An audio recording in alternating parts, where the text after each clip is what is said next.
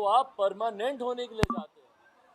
कोई नौकरी या कोई व्यवसाय में ये सोचकर नहीं जाता कि चलो ठीक है 4 साल यहाँ पे करेंगे, 4 साल वहाँ पे करेंगे, 5 साल वहाँ पे करेंगे। नहीं, आप सब साथी जब पत्रकारिता में आए यही सोचकर आए ना कि भैया इसी क्षेत्र में रहेंगे, आगे बढ़ेंगे, आगे। और किसके लिए भैया ये योजना?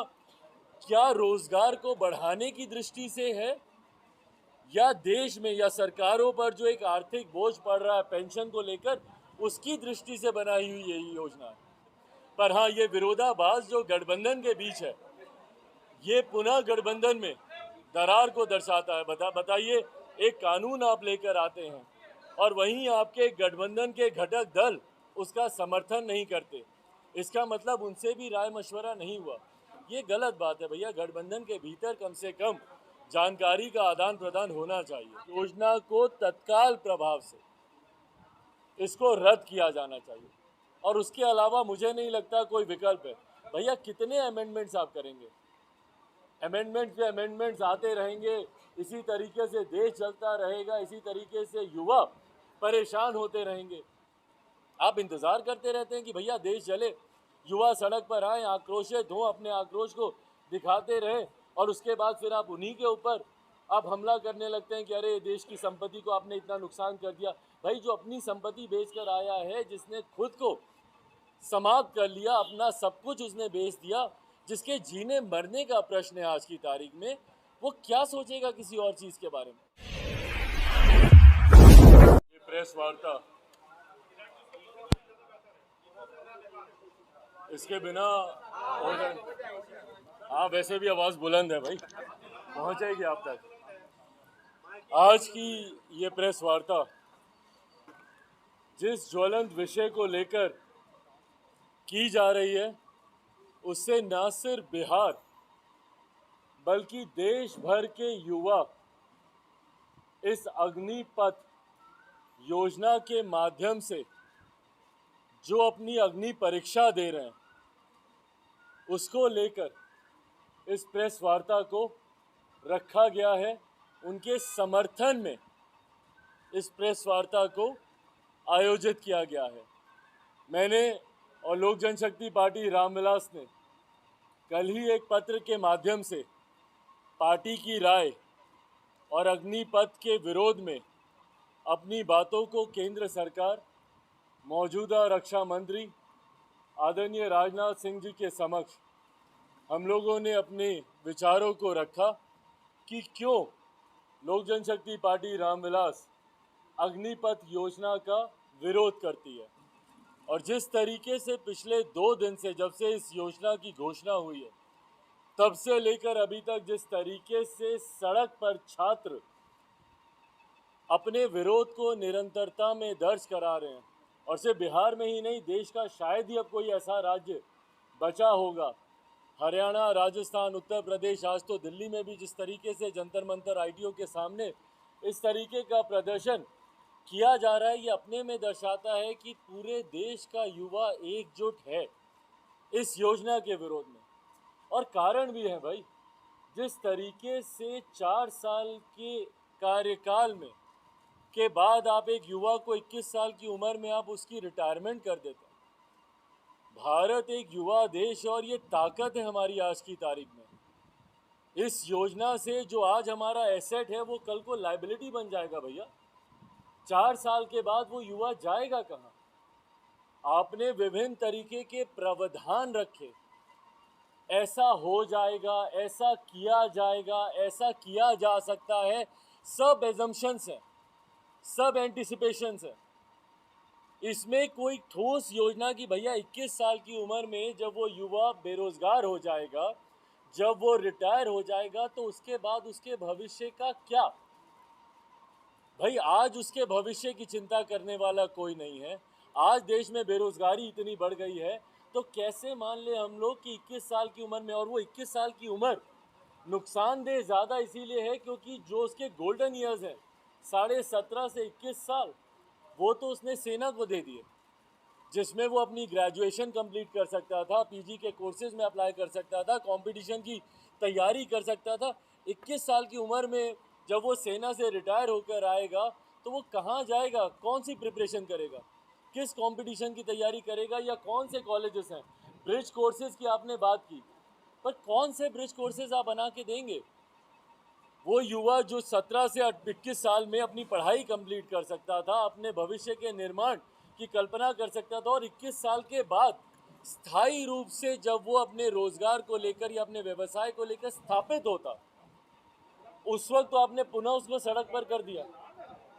तो इस योजना में जितने लूपहोल्स हैं, मैं ये नहीं मानता कि भैया जल्दबाजी में बनी ये योजना है। जहाँ तक मेरी जानकारी है, सालों से इस योजना के ऊपर मंथन चल रहा था, चर्चा चल रही थी। अगर इतना मंथन, इतना चर्चा होने के बावजूद योजना के आते ही डे वन अगर आपको अमेंडमेंट लाना पड़ा, तो इसका मतलब इस योजना में राय मशवरा नहीं लिया गया।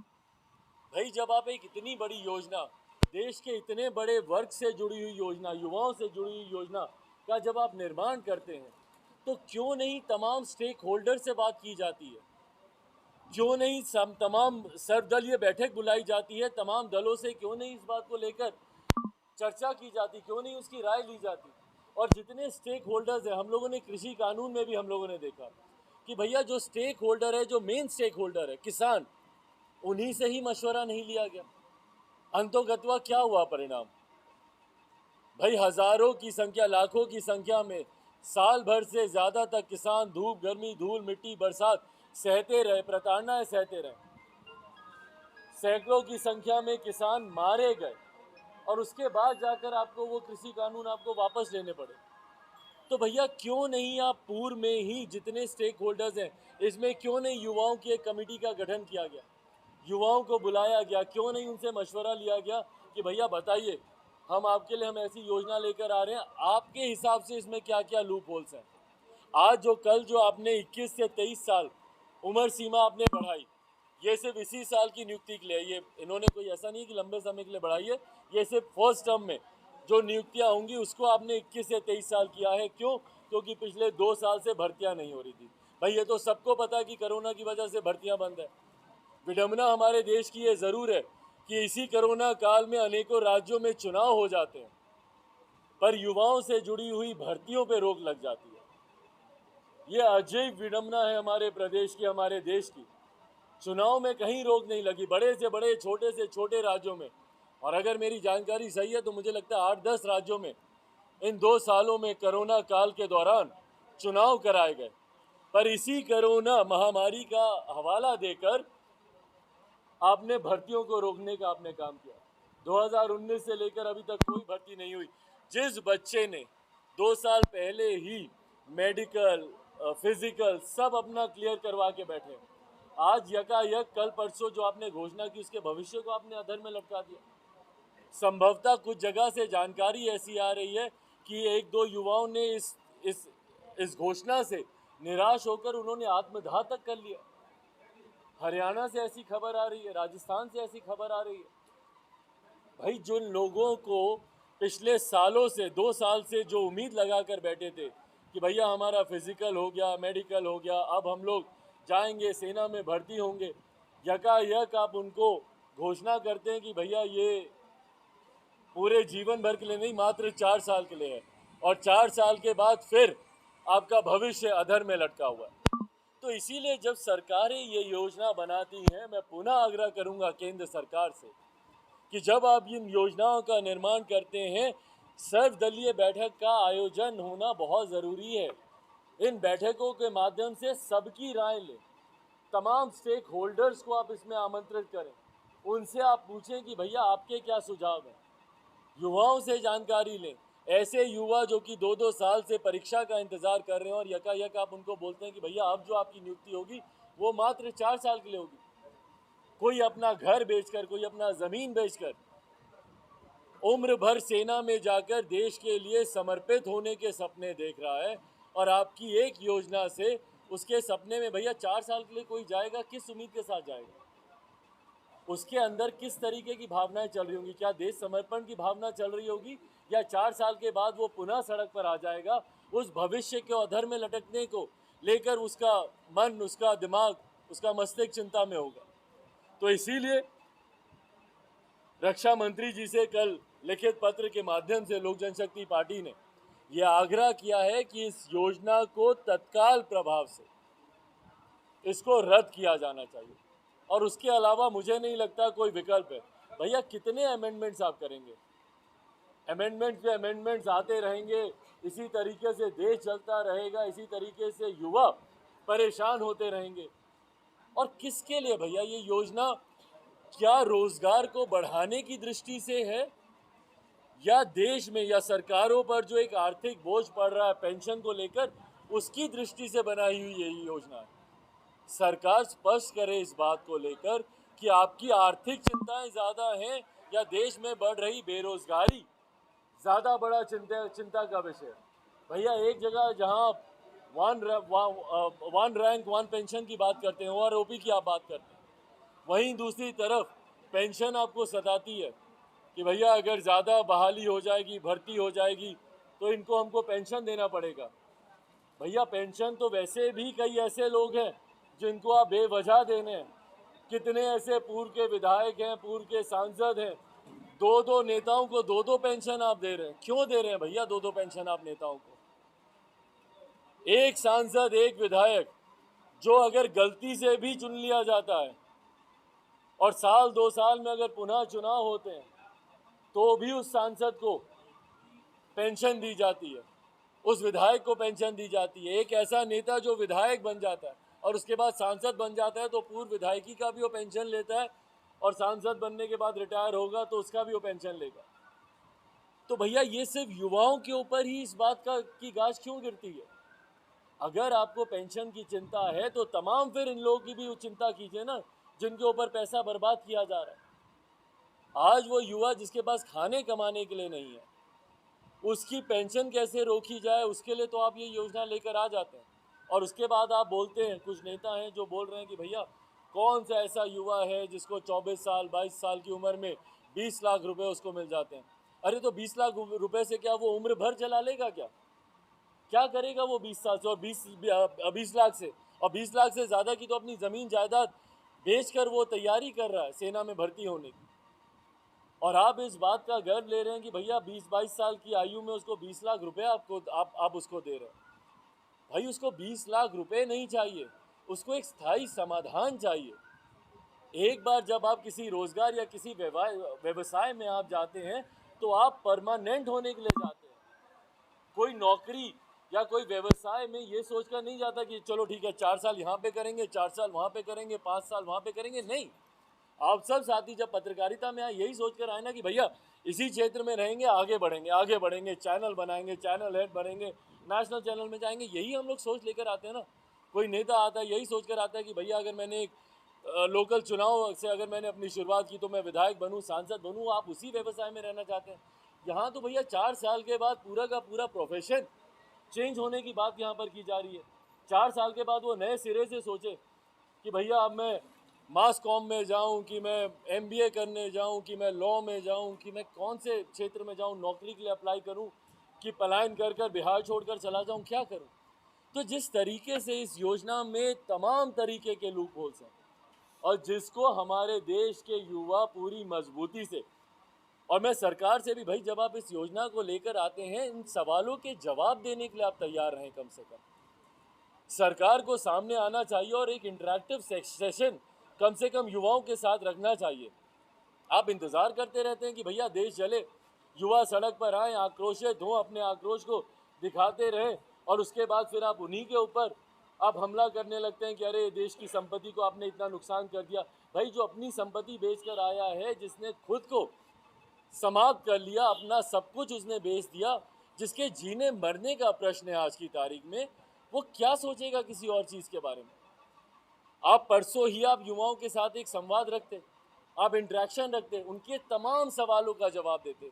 बट ये जो गोल मटोल जो जवाब आते हैं, भाई जब आज की तारीख का युवा पढ़ा लिखा युवा है भैया, समझदार युवा है, अगर आपके तर्क अगर सही होते वो समझता है इस बात को। पर सब हाइपोथेटिकल सिचुएशंस का आप निर्माण कर रहे हैं। जितने मुख्यमंत्री हैं भैया, हरियाणा, मध्य प्रदेश, तमाम मुख्यमंत्रियों के मैंने बयान सुने कि अरे नहीं इनको प्राथमिकता दी जाएगी, इनको प्राथमिकता दी जाएगी। भैया एग्जिस्टिंग स्ट्रक्चर में आपके पास रोजगार देने की व्यवस्था नहीं है तो कहाँ पे प्राथमिकता देंगे आप इनको? बेरोजगारी के आंकड़े देखें ये तमाम मुख्यमंत्री अपने अपने राज्यों के, वहां पर बेरोजगारी दर कितनी ज्यादा है। और फिर आप बोल रहे हैं कि भैया आपको प्राथमिकता दी जाएगी। किस चीज में आप प्राथमिकता देंगे? रोजगार है कहाँ आपके पास? आज केंद्र सरकार 8 साल के बाद तो आपको घोषणा करनी पड़ी कि भैया हम लोग 10 लाख हम लोग रोजगार देंगे, वो भी अगले 18 महीनों में, जिसमें से लगभग 8 लाख के करीब तो रिक्त पड़े पद हैं जिनको आज आप भरने की आप बात कर रहे हैं। तो जब वो रिक्त पड़े पद भी जब आप भर लेंगे तो उसके बाद 4 साल के बाद आपके पास रोजगार कहाँ पे बचने वाला? किसमें आप उनको प्राथमिकता देंगे? तो ये जो गोल मटोल जवाब आते हैं, इससे यकीनन देश का युवा चिंतित होता है, परेशान होता है। या तो आप उसको सटीक जवाब दें कि भैया 4 साल के बाद ये विभाग है, यहाँ पे तुम्हारी नौकरी तय है, उसको कोई चिंता नहीं होगी। पर जिस तरीके से सरकार की तरफ से भी स्पष्ट जवाब नहीं आता, इससे देश के युवाओं की चिंता ज़रूर बढ़ती है। और इसीलिए मैं आग्रह करूंगा, देश के प्रधानमंत्री से भी आग्रह करूंगा कि इस योजना में हस्तक्षेप करें। भाई हम लोग की देश की सेना की एक गरिमा रही है और उसको लेकर इस तरीके से सड़क पर आंदोलन हो, चर्चा हो, ये शोभा नहीं है। ऐसे में देश की सेना की गरिमा को भी ध्यान रखते हुए तत्काल प्रभाव से इस योजना को वापस लिया जाना चाहिए। युवाओं को विश्वास में लिया जाना चाहिए और उनके बेहतर भविष्य के लिए उनकी जितनी चिंताएं, आशंकाएं हैं, उसको दूर किया जाना चाहिए। और रोजगार के लिए नए विकल्प, नए अवसर केंद्र सरकार इस तरीके से जोड़ तोड़ वाले अवसर नहीं, स्थायी अवसर के ऊपर सरकारें चिंतन करें, मंथन करें। केंद्र सरकारें, राज्य सरकारें और तमाम स्टेक होल्डर्स को मिलाकर इस पर चर्चा हो, यही लोक जनशक्ति पार्टी रामविलास की मांग है। और इसी के क्रम में अपने तमाम युवा साथियों के समर्थन में कल लोक जनशक्ति पार्टी रामविलास के कुछ नेता, हम लोग एक प्रतिनिधि मंडल के तौर पर हम लोग मार्च करेंगे। हम लोग राजभवन तक हम लोग जाएंगे, मौन मार्च करेंगे। हम लोग कोई शोर शराबा नहीं, कोई हिंसा नहीं, शांतिपूर्वक तरीके से हम लोग मार्च करते हुए हम लोग माँ महिम के पास हम लोग जाएंगे। उनको एक आवेदन हम लोग सौंपेंगे जिसमें प्रमुखता से ये मांग की जाएगी कि राज्य सरकार की तरफ से और माँ महिम राज्यपाल की तरफ से सही रिपोर्ट केंद्र सरकार को सौंपी जाए कि आक्रोश कितना ज़्यादा है बिहार के युवाओं में, और उस आक्रोश का सम्मान करते हुए केंद्र सरकार जल्द से जल्द बिहारी युवाओं की, और जो बिहारी युवाओं की आवाज़ है वही देश भर के युवाओं की आवाज़ है, उनकी आवाज़ को सम्मान देते हुए इस योजना को वापस लिया जाए। ये मांग एक लिखित ज्ञापन के तौर पर हम लोग माँ महिम राज्यपाल जी को देंगे। ये मौन मार्च होगा, शांतिपूर्वक मार्च होगा, बिना किसी हिंसा के, बिना किसी लाभ लश्कर के, बिना किसी जिंदाबाद मुर्दाबाद के नारे के, शांतिपूर्वक तरीके से चुनिंदा नेता हम लोग जाएंगे और हम लोग जाकर माँ महिम राज्यपाल जी को ये ज्ञापन सौंपेंगे। और उनके माध्यम से हम लोग चाहेंगे कि वो भी केंद्र सरकार से अपने प्रदेश की इस पीड़ा का जिक्र केंद्र सरकार से करें और इस योजना को तत्काल प्रभाव से वापस लेने का केंद्र सरकार काम करे। और कोई विषय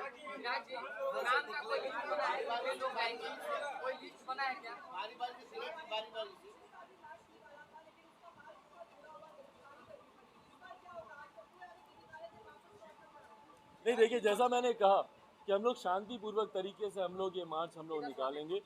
वैसे ही देश बहुत जल रहा है और देखिए हम लोग या लोक जनशक्ति पार्टी रामविलास, हम में से कोई भी हिंसा का समर्थक नहीं है। हम लोग चाहते हैं कि हमारा विरोध दर्ज हो, हमारी बातों को ज़रूर सुना जाए, पर उसके लिए हम लोग शांतिपूर्वक तरीके से हम लोग जाएंगे।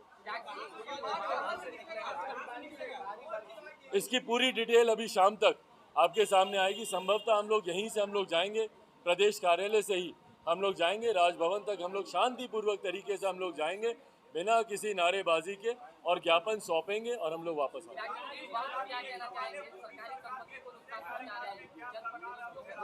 देखिए आक्रोश को समझना ज़रूरी है, युवाओं के आक्रोश को समझना भी ज़रूरी है। जैसा मैंने कहा कि मैं हिंसा का मैं समर्थक नहीं हूँ, पर जिसका सर्वस्व लुट गया है भैया, जिसके जीने मरने का प्रश्न है, केंद्र सरकार उसकी आवाज़ को सुने, ये भी ज़रूरी है।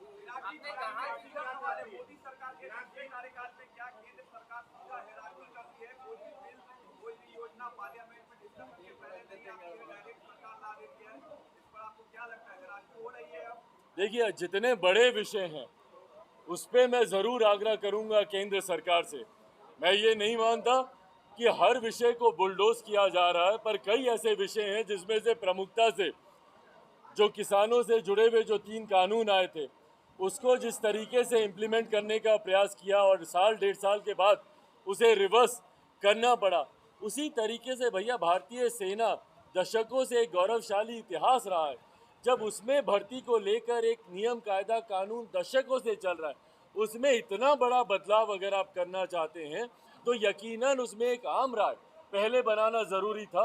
आने वाले समय में भी जब कोई ऐसे बड़े विषय हो तो केंद्र सरकार सबसे चर्चा करके सर्वदलीय बैठक करके तमाम स्टेक होल्डर से राय मशवरा कर ही लाए तो बेहतर होगा। आपका जो स्टेट है इस पूरे मामले को लेकर, वही स्टेट जेडीयू का भी है, जेडीयू के राष्ट्रीय अध्यक्ष और जेडीयू के दूसरे बड़े नेता हों, उन्होंने भी केंद्र सरकार से इस पूरे मामले को लेकर पुनर्विचार की मांग की है। नहीं, बिल्कुल सही बात है। मुझे लगता है हर वो राजनीतिक दल जो संवेदनशील है, जो युवाओं के इस आक्रोश को का सम्मान करता है, मुझे लगता है उसकी सोच यही रहेगी।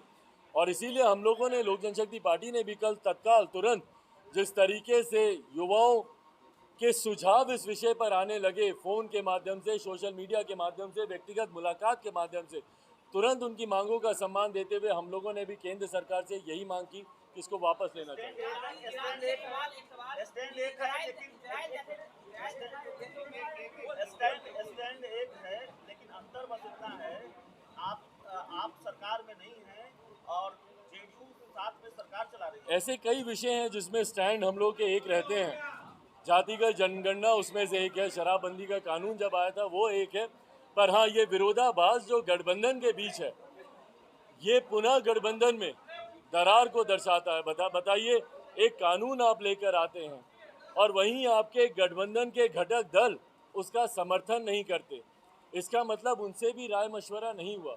ये गलत बात है भैया। गठबंधन के भीतर कम से कम जानकारी का आदान प्रदान होना चाहिए। आप चाहते हैं पेंशन खत्म, आप चाहते हैं जनप्रतिनिधियों का पेंशन खत्म समर्थन? भाई देखिए, अगर आपको कहीं पे कटौती करनी है तो कई और जगहें हैं जहां पर आप कटौती कर सकते हैं, जिसमें से नेताओं को मिलने वाली पेंशन एक है। अगर आपको कटौती करनी है, आप उसमें आप कटौती कीजिए भैया, पर इसका बोझ आप युवाओं पर डाल रहे हैं, युवाओं का भविष्य आप अधर में लटका रहे हैं, ये जरूर गलत है। गिरिराज सिंह का बयान है, उन्होंने कहा है कि आरजेडी के गुंडे हैं। हाँ? रेणु देवी का भी बयान है जिसमें उन्होंने विपक्ष का आरोप लगाया कि विपक्ष राजनीति कर रही है। गिरिराज सिंह ने ये कहा है कि आरजेडी के गुंडे हैं। ये जो गुंडों की भाषा युवाओं के लिए इस्तेमाल की जाती है, ये गलत है भैया। अगर आज की तारीख में युवा अगर सड़क पर उतर रहा है तो मतलब वो गुंडा हो गया। यही युवा आने वाले समय में देश का निर्माण करेगा, बिहार का निर्माण करेगा। और इनको असामाजिक कहना, इनको गुंडा कहना, इनको दंगाई कहना, इनको आतंकी कहना, किस तरीके की भाषा आप अपने ही देश, अपने ही प्रदेश के युवाओं के लिए आप इस्तेमाल कर रहे हैं। मतलब यही अगर आपका जयकारा लगाए तो ये युवा आपके लिए ताकत बन जाता है, और यही युवा अगर अपनी बातों को रखे तो वो आपके लिए गुंडा बन जाता है। ये भाषा गलत है। सरकार करिए बिना विश्लेषण।